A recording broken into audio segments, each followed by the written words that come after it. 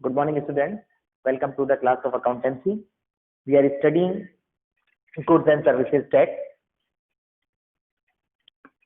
So all the journal entries we have recorded about this. Some entries I want to tell you. So we studied that the input GST will be adjusted out of output GST. तो उसकी entry कैसे होगी वो देखिए आप.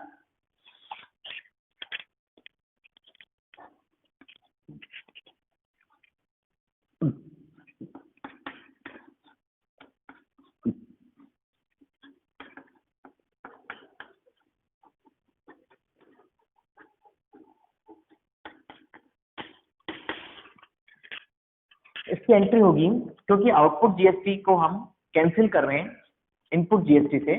So output GST account debit होगा to input GST account और जो बैलेंस बचेगा हम गवर्नमेंट को पे कर देंगे.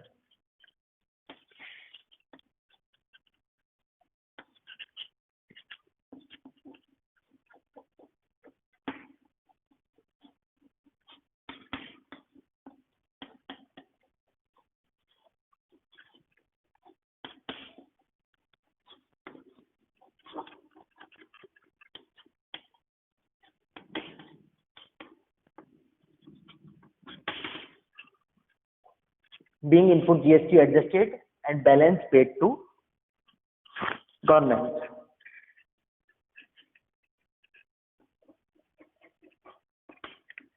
क्योंकि जीएसटी का पेमेंट ऑनलाइन होता है बैंक के थ्रू, इसलिए बैंक अकाउंट हमने लिखा. तो इस चैप्टर में हम बस इन जनरल एंट्रीज को ही पढ़ेंगे. क्वेश्चन नंबर 1 आप लोगों ने कर लिया होगा. आज हम नेक्स्ट चैप्टर स्टार्ट करेंगे, that is chapter number 12, bank reconciliation statement. Bank reconciliation statement बनता है to reconcile the difference between the balance as per cash book and balance as per passbook. So write down the definition, then we will learn how to prepare and what are the cash book and passbooks and what are their balances. First of all, write down bank reconciliation statement is a statement prepared by the businessman to reconcile the bank balance as per cash book and as per passbook. Reconcile का मतलब होता है मिलान करना, matching करना, ये निकालना कि दोनों में डिफरेंस आ रहा है तो क्यों आ रहा है. तो फर्स्ट ऑफ ऑल आप लोग लिखिए कि कैश बुक क्या होती है और पासबुक क्या होती है. कैश बुक मतलब इस चैप्टर में हमारा बैंक कॉलम.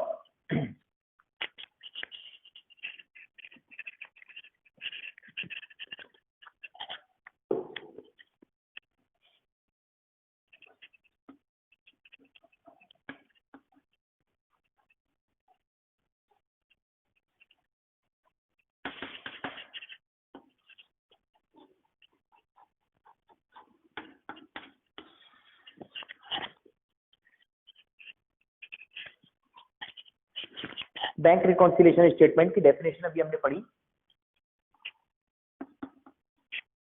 इसके अंदर सबसे पहले आप देखिए cash book means bank column, bank column of cash book. और आप लोगों को ध्यान होना चाहिए इसके अंदर कि जो डेबिट बैलेंस होता है वो फेवरेबल होता है. अगर हम कैश बुक में कोई चीज डेबिट करते हैं इट मीन्स हम उसमें प्लस कर रहे हैं, और अगर हम क्रेडिट कर रहे हैं इसका मतलब वो अनफेवरेबल है.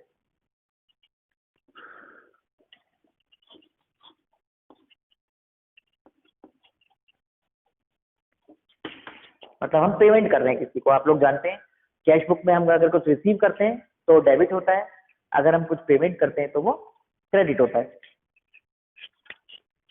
मगर पासबुक में उल्टा होता है. पासबुक जो होती है वो पहली बात तो बैंक बनाता है, हम लोग नहीं बनाते.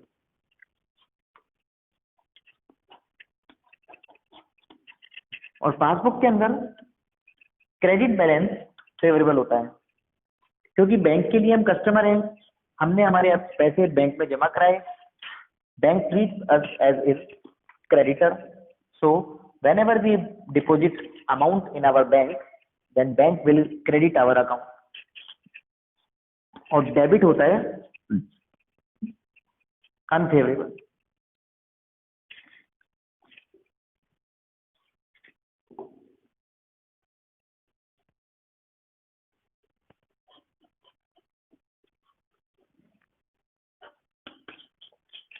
ये बात आप नोट करिए। इसके बाद लिखिए methods of preparing bank reconciliation statement. There are two methods of preparing bank reconciliation statement. First is starting from cash book and second is starting from passbook. ये दोनों मेथड आप लिख लीजिए। उससे पहले हम पढ़ने जा रहे हैं what are the reasons of difference between cash book and passbook.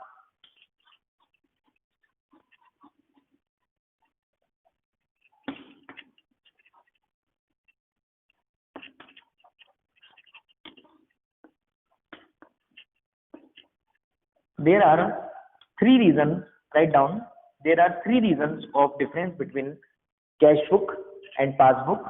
Number one, timing differences.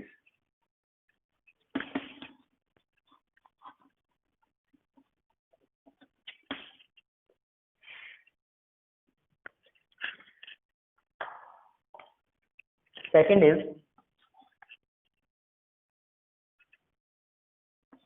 transactions recorded by bank.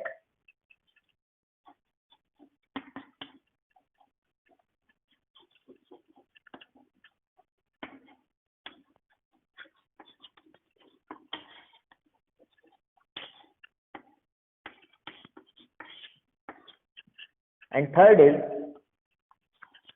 errors and omission. इन तीन कारणों से हमारे बैंक अकाउंट में, बैंक कैश बुक में और पासबुक में डिफरेंस आ सकता है। तो मैं दोबारा आपको रिवाइज करा दूं, हम क्या पढ़ रहे हैं, बैंक रिकॉन्सिलिएशन स्टेटमेंट। इस स्टेटमेंट के अंदर हम हमारे बैंक अकाउंट के बैलेंस को मैच करते हैं पासबुक के बैलेंस से। तो हमारी कैश बुक का बैलेंस और पासबुक का बैलेंस क्योंकि सेम आना चाहिए, क्योंकि दोनों हमारे ही अकाउंट के लिए बनाए जा रहे हैं, तो उसका बैलेंस सेम आना चाहिए। मगर हमेशा ऐसा नहीं होता, क्योंकि बहुत सारे डिफरेंसेस उसमें आ सकते हैं, क्योंकि कैश बुक तो हम बनाते हैं और पासबुक बैंक बनाता है। तो कोई ट्रांजेक्शन अगर हमने रिकॉर्ड कर लिया मगर अभी तक बैंक ने रिकॉर्ड नहीं करा, तो दोनों के बैलेंस में डिफरेंस आएगा। कोई ट्रांजेक्शन अगर बैंक ने रिकॉर्ड कर लिया मगर हमने रिकॉर्ड नहीं करा, तो भी उसमें डिफरेंस आएगा। और तीसरा डिफरेंस आएगा जब हमसे या बैंक से कोई एरर या ओमिशन हो जाएगा। हमसे एरर होगा तो वो कैश बुक में होगा, बैंक से अगर एरर होगा तो वो पासबुक में होगा। तो इस कारण भी दोनों में डिफरेंस आ सकता है। तो अब हम एक एक करके पढ़ेंगे कि इनके अंदर क्या क्या आएगा।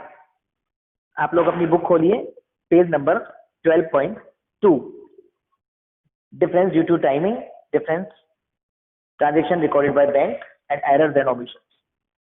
क्वेश्चन नंबर वो पेज नंबर 12.3 देखिए, डिफरेंस ड्यू टू टाइमिंग। तो पहला डिफरेंस है टाइमिंग का, check issued but not yet presented for payment. ये आपको कॉपी में भी नोट करना है। इसका मतलब ये होता है कि हमने चेक इश्यू कर दिया, मतलब हमने किसी हमारे क्रेडिटर को चेक दे दिया, पेमेंट दे दिया, मगर उस क्रेडिटर ने अभी तक बैंक अकाउंट से मनी विड्रॉ नहीं करा, मतलब वो बैंक में नहीं गया और उसने चेक को प्रेजेंट नहीं करा। तो हमारे कैश बुक का बैलेंस अलग आ जाएगा और पासबुक का बैलेंस अलग आएगा, क्योंकि हम जब किसी को चेक इश्यू करते हैं तो हम हाथों हाथ उसको हमारे कैश बुक में रिकॉर्ड कर लेते हैं पेमेंट साइड में। तो इसका मतलब वो अमाउंट हमारे कैश बुक के बैलेंस में से माइनस हो चुका, मगर अभी तक उसने पासबुक में से हमारे अकाउंट से पैसे नहीं निकाले, क्योंकि वो बैंक जाके पैसे नहीं निकाले, तो हमारे पासबुक के बैलेंस में अभी तक वो अमाउंट माइनस नहीं हुआ। तो इस कारण कैश बुक और पासबुक दोनों के बैलेंस में डिफरेंस आ जाएगा और हमें उसको बैंक रिकॉन्सिलिएशन स्टेटमेंट में शो करना पड़ेगा। बैंक रिकॉन्सिलिएशन स्टेटमेंट का मतलब ये बिल्कुल भी नहीं है कि हम कैश बुक में कोई करेक्शन कर रहे हैं या पासबुक में कोई करेक्शन कर रहे हैं। एक्चुअली में हम दोनों में ही कोई करेक्शन नहीं करते, हम सिर्फ एक अलग से स्टेटमेंट बनाते हैं और उसमें हम नोट करते हैं कि डिफरेंस किस किस कारण से आ रहा है। सेकंड है cheque deposited into the bank but not yet cleared या नॉट येट क्रेडिटेड या not yet amount transfer to our bank account. तो दोनों ही कारणों में क्या है कि हमने चेक डिपॉजिट करवा दिया बैंक में। आप लोगों को याद होगा, हम जब भी बैंक में चेक डिपॉजिट करवाते हैं तो हम एंट्री कर देते हैं bank account debit to debtor या फिर bank account debit to cheque in hand. तो हम हाथों हाथ हमारी कैश बुक को डेबिट कर देते हैं, मतलब हमने हमारी कैश बुक में उस अमाउंट को जोड़ दिया, ऐड कर दिया। मगर अभी तक बैंक ने उस चेक को क्लियर नहीं करा, क्योंकि चेक क्लियर होने में टाइम लगता है। अगर आपको ध्यान हो तो हो सकता है कि वो कभी कभी उसमें ज्यादा भी टाइम लग जाए अगर वो आउट स्टेशन चेक है तो इस सिचुएशन में आपको क्या करना पड़ेगा, आपको बैंक रिकॉन्सिलिएशन स्टेटमेंट में इसको शो करना पड़ेगा। क्योंकि जब आपने कैश बुक में उसको रिकॉर्ड कर लिया तो कैश बुक के बैलेंस में वो ऐड हो चुका है, मगर अभी तक बैंक ने उसको क्लियर नहीं करा, मतलब बैंक ने पासबुक में उसको ऐड नहीं करा, क्योंकि वो चेक अभी तक क्लियर नहीं हुआ। तो इस कारण भी हमारे, क्योंकि दोनों की टाइमिंग में डिफरेंस है, हमने चेक आज ही रिकॉर्ड कर लिया और बैंक रिकॉर्ड करेगा तब जब वो रियलाइज होगा। तो इसका मतलब हमारे कैश बुक का बैलेंस इंक्रीज हो जाएगा, मगर पासबुक का बैलेंस अभी तक इंक्रीज नहीं हुआ। तो आपको इसको भी रिकॉन्सिलिएशन स्टेटमेंट में लिखना पड़ेगा। कैसे लिखना पड़ेगा, अगर हम कैश बुक से चल रहे हैं तो हमको माइनस करना पड़ेगा, और अगर हम पासबुक से चल रहे हैं तो हमको प्लस करना पड़ेगा। क्योंकि हम जिस मेथड से स्टार्टिंग करते हैं उसी में हम करेक्शन करते हैं। जैसे अगर हम कैश बुक से स्टार्टिंग कर रहे हैं तो हम ये सोच के करेंगे कि हमें कैश बुक में सारे करेक्शन करके पासबुक का बैलेंस निकालना है। एक्चुअली में कुछ नहीं हो रहा, हम सिर्फ स्टेटमेंट में इसको कर रहे हैं, सिर्फ हम मिलान कर रहे हैं कैश बुक का बैलेंस और पासबुक का बैलेंस इक्वल क्यों नहीं आ रहा। नेक्स्ट है ट्रांजेक्शन रिकॉर्डेड बाय बैंक। उसमें पहला है interest credited bye the bank but not recorded in cash book. इसका मतलब है कि हमको बैंक से इंटरेस्ट मिला, बैंक जब हमको इंटरेस्ट देता है तो वो हमारी पासबुक में उसको ऐड कर देता है। इसलिए क्या लिखा हुआ है, इंटरेस्ट क्रेडिटेड बाय बैंक। मैंने आपको बताया पासबुक का क्रेडिट बैलेंस फेवरेबल है, तो इंटरेस्ट अगर पासबुक में हमको अलाउ हो चुका है तो हमें उसको कैश बुक में रिकॉर्ड करना चाहिए था, मगर अभी तक हमने उसको रिकॉर्ड नहीं करा। तो आप लोग हमेशा जब भी क्वेश्चन आपके पास आए और उसमें अगर आपको बैंक इंटरेस्ट दे रखा है तो हमें यही मानना है कि इसका मतलब ये है कि वो पासबुक में तो ऐड हो चुका है, मगर अभी तक वो कैश बुक में हमने रिकॉर्ड नहीं करा है। तो इस कारण भी डिफरेंस आएगा और हमको उसको सही करना पड़ेगा। अगर हम कैश बुक से चल रहे हैं तो हमें उसको प्लस करना पड़ेगा, और अगर हम पासबुक से चल रहे हैं तो हमें उसको माइनस करना पड़ेगा। तो ये सारी बातें आप नोट्स में लिख लीजिएगा। देन थर्ड आपका है बैंक चार्जेस और interest charge by bank but not recorded in cash book. इसका मतलब यह है कि बैंक ने हमसे चार्जेस लिए हैं, हमारे अकाउंट से डिडक्ट कर दिए हैं, मगर अभी तक हमने कैश बुक में इसकी एंट्री नहीं करी। तो इस कारण से हमारे कैश बुक का बैलेंस इंक्रीज हो चुका है, मगर पासबुक का बैलेंस डिक्रीज है। तो हम अगर कैश बुक से चल रहे हैं, starting from cash book method है, तो हम इसको माइनस करेंगे, क्योंकि पासबुक में जो एक्सपेंस रिकॉर्ड हो गया हमें उसको कैश बुक में भी रिकॉर्ड करना चाहिए था, हमने रिकॉर्ड नहीं करा, इसका मतलब हमारी गलती है। और अगर हम कैश बुक से चल रहे हैं तो हम सारे करेक्शन किस में करते हैं, कैश बुक में, तो हम इसको माइनस करेंगे। और अगर हम पासबुक से चलेंगे तो ये जो एक्सपेंस है ये पासबुक में से माइनस हो चुका है ऑलरेडी, तो हम उसको पासबुक में वापस प्लस कर देंगे, तो उसका बैलेंस कैश बुक के बराबर आ जाएगा। हमारा ऑब्जेक्टिव बैंक रिकॉन्सिलिएशन स्टेटमेंट बनाने का यही होता है कि अगर हम स्टार्टिंग फ्रॉम कैश बुक है तो हमें उसको करेक्शन करके पासबुक का बैलेंस निकालना है, अगर स्टार्टिंग फ्रॉम पासबुक है तो हमें उसमें करेक्शन करके कैश बुक का बैलेंस निकालना है। तो बैंक चार्जेस और interest charge by bank but not yet recorded in cash book का मतलब है कि वो अमाउंट हमारे बैंक ने चार्ज कर लिया है, पासबुक में रिकॉर्ड हो चुका है, मगर अभी तक कैश बुक में उसकी एंट्री नहीं हुई है। Interest and dividend collected by bank, ये हमारा इनकम है। अगर बैंक हमारे बिहाफ पर हमारी कोई इनकम रिसीव कर लेता है तो वो हमारे अकाउंट में उसको जमा कर देता है, हमारे अकाउंट में क्रेडिट कर देता है, मगर अभी तक उसकी एंट्री हमने नहीं करी है, इसलिए हमारी कैश बुक का बैलेंस कम हो गया है और पासबुक का बैलेंस ज्यादा है। तो अगर हम कैश बुक से चल रहे हैं तो इसको प्लस कर देंगे, और पासबुक से चल रहे हैं तो हम इसको माइनस कर देंगे। नेक्स्ट है direct payment by the bank, page number 12.4। Direct payment by bank का मतलब होता है कि हमारे इंस्ट्रक्शन पर बैंक हमारे एक्सपेंसेस को पे कर देता है, हमारा प्रीमियम, हमारा रेंट, हमारा इलेक्ट्रिसिटी का बिल, हमारी इंस्टॉलमेंट अगर बैंक से डायरेक्ट पे हो जाती हैं तो हमें उसकी जानकारी बाद में मालूम पड़ेगी और पासबुक में वो एक्सपेंस पहले से माइनस हो जाएगा। So this is also an example of transaction recorded by bank. इसका इफेक्ट ये पड़ेगा कि पासबुक का बैलेंस कम हो जाएगा क्योंकि बैंक ने खर्चा पे कर दिया, मगर अभी तक कैश बुक में से वो माइनस नहीं हुआ, तो हम उसको कैश बुक में से भी माइनस कर देंगे अगर कैश बुक से चल रहे हैं। अगर पासबुक से चल रहे हैं तो हम उसको वापस से प्लस कर देंगे। नेक्स्ट है direct deposit into bank by a customer. जब हमारा कोई कस्टमर या डेटर हमारे बैंक अकाउंट में डायरेक्ट मनी डिपॉजिट कर देता है तो इससे भी हमारे पासबुक का बैलेंस इंक्रीज हो जाता है और हम ये मानेंगे कि इसकी एंट्री भी कैश बुक में अभी तक नहीं हुई है, तो हम हमारे कैश बुक का बैलेंस कम है और पासबुक का बैलेंस ज्यादा है। अब आप लोग रिकॉन्साइल कैसे करेंगे इसको स्टेटमेंट के अंदर? अगर कैश बुक से चल रहे हैं हम तो इसको हम प्लस कर देंगे क्योंकि हमारा पासबुक में पैसा आ चुका है मगर अभी तक कैश बुक में हमने रिकॉर्ड नहीं करा, और अगर हम पासबुक से चल रहे हैं तो हम इसको माइनस कर देंगे। नेक्स्ट है dishonour of A bill discounted with the bank.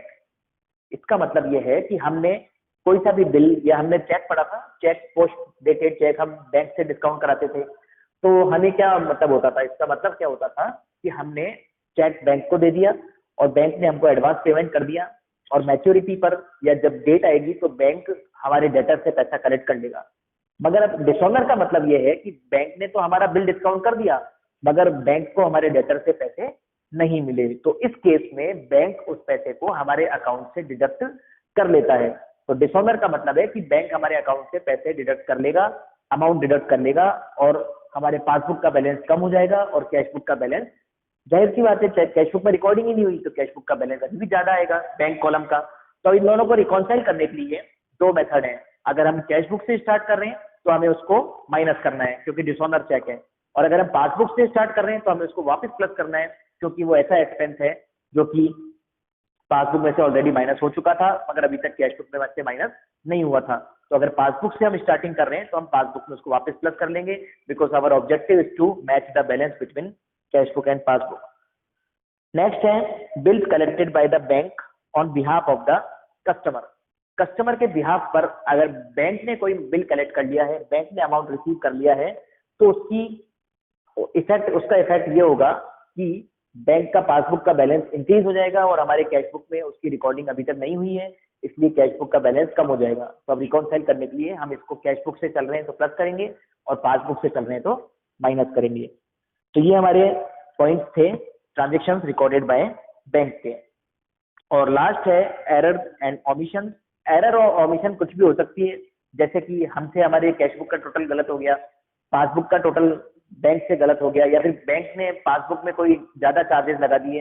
तो इन सब के लिए हमें सबसे पहले यही देखना पड़ता है कि हमारे कौन से बुक का बैलेंस बढ़ा या कम हुआ। अगर हम कैश बुक से चल रहे हैं और गलती से कैश बुक का बैलेंस बढ़ गया है तो उसको माइनस कर देंगे। पासबुक से चल रहे हैं और पासबुक का बैलेंस गलती से बढ़ गया है तो उसमें भी माइनस कर देंगे। अगर हम कैश बुक से चल रहे हैं और हमारे कैश बुक का बैलेंस हमारी गलती से कम हो गया है तो हम उसको प्लस कर देंगे, और अगर हम पासबुक से चल रहे हैं और बैंक वालों की गलती से अगर पासबुक का बैलेंस कम हो गया है तो उसको हम प्लस कर देंगे। तो कुल मिला के ऑब्जेक्टिव सिर्फ इतना सा है कि हम कौन से मेथड से कर रहे हैं। अगर हम कैश बुक वाले मेथड से स्टार्ट कर रहे हैं, दोनों ही आएंगे हमारे क्वेश्चंस में, when we are starting from cash book then we have to make all corrections in cash book and we have to copy passbook as it is. आप लोग नोट कर लीजिएगा इस बात को। And when we are starting from passbook then we have to make all corrections in passbook and we have to copy the cash book as it is. तो मतलब यह है कि आप जिससे स्टार्टिंग कर रहे हैं आपको सारे करेक्शंस उसमें ही करने हैं।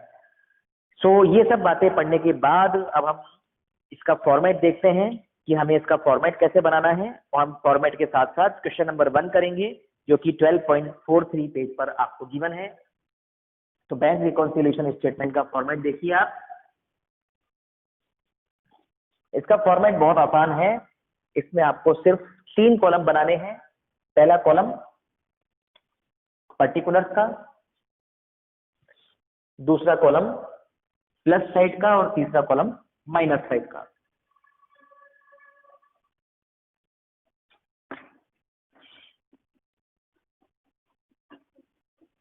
और आप लोग टॉपिक डाल लीजिएगा first method starting from cash book. हम इसको starting from cash book method से करेंगे, ये प्लस साइड और ये माइनस साइड। अब हम पढ़ते हैं क्वेश्चन को और करते हैं इसको। फर्स्ट हमारा prepare bank reconciliation statement from the following. Debit balance as per cash book ₹50,000।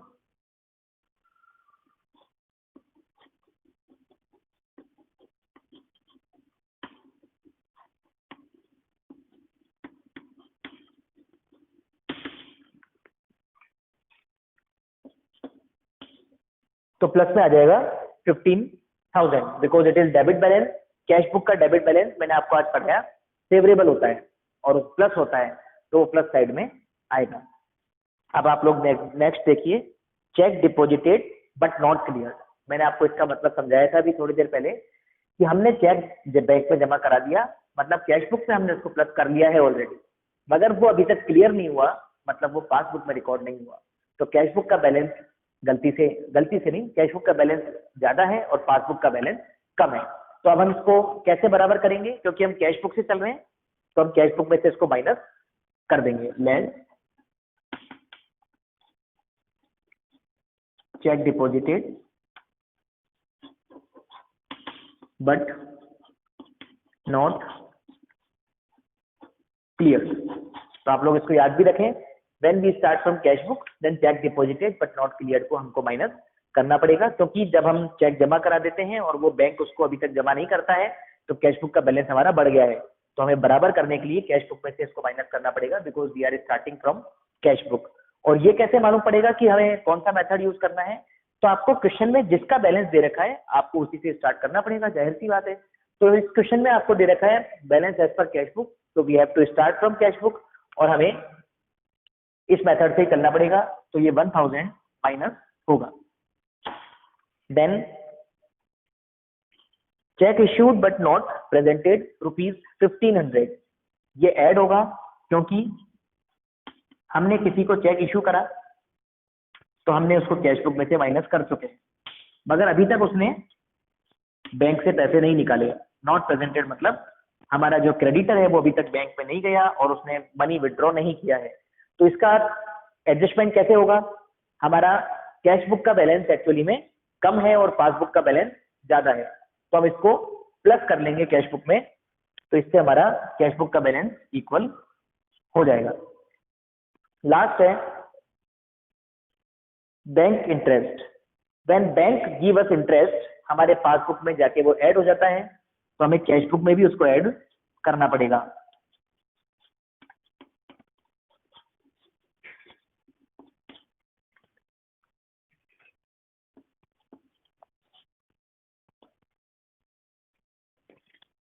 सो ये सब करने के बाद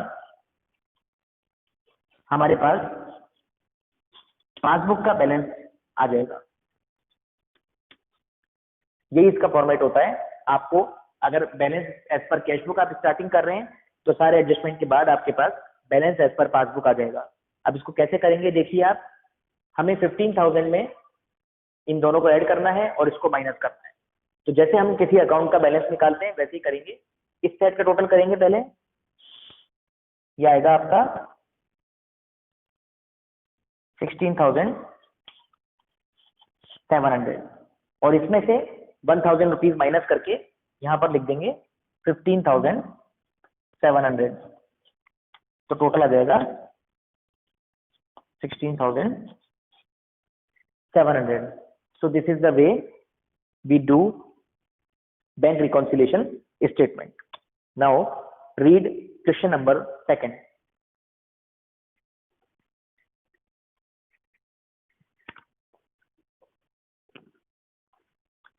क्वेश्चन नंबर 2 में देखिए, Ramesh has his account at Punjab National Bank Delhi. According to his cash book, his bank balance on 31 March 19 was ₹72,950। तो आपको इसमें कैश बुक का बैलेंस दे रखा है, तो इसका मतलब ये भी कौन सा मेथड है हमारा, ये वाला क्वेश्चन हमारा फर्स्ट था। अब हम सेकंड क्वेश्चन करने जा रहे हैं, क्वेश्चन नंबर 2, और इसमें भी आपको balance as per cash book given है। Balance as per cash book कितना है, 72,950।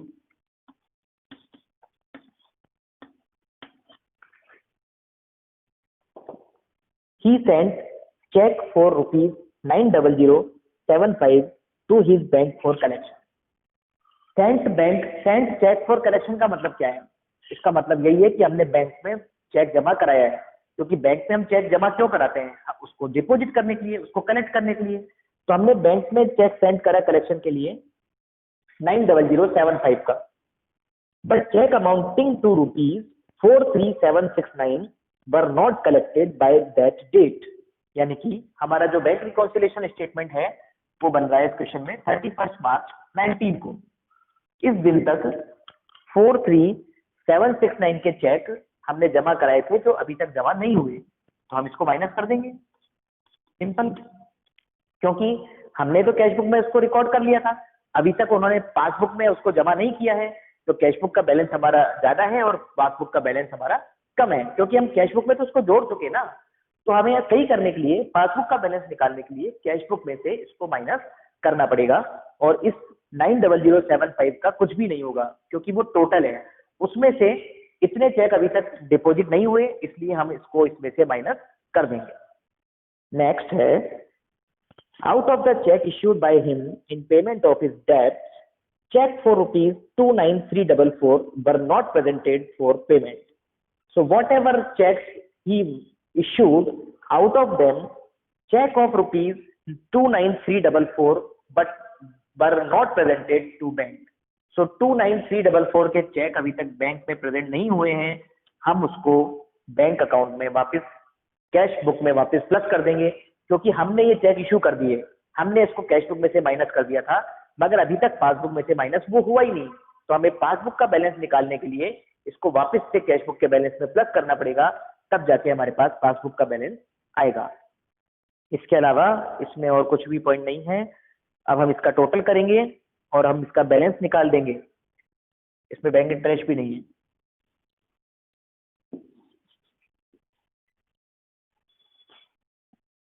तो पहले हम इसका टोटल कर लेंगे।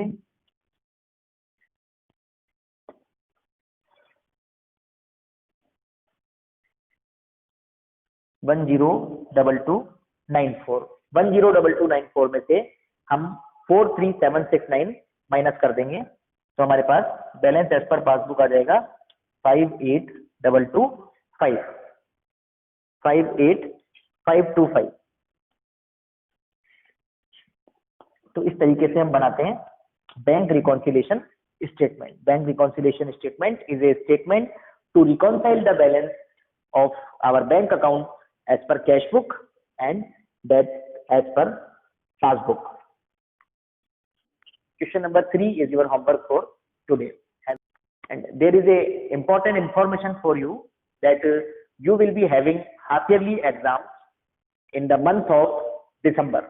So prepare yourself well, and हमारा कोर्स उसमें जहाँ तक हम पढ़ा देंगे नवंबर में, वो सारा का सारा उसके अंदर आएगा। So study carefully, work hard and be prepared for the exams. तो आप लोग ज्यादा छुट्टियों में अपना समय खराब ना करें और स्ट्रिक्टली पढ़ाई पर ध्यान दें, बिकॉज नेक्स्ट मंथ में आपके हाफ ईयरली एग्जाम्स होंगे जो कि आपको देना कंपलसरी है, और उसी के हिसाब से आपको मार्किंग भी दी जाएगी। Have a good day, thank you.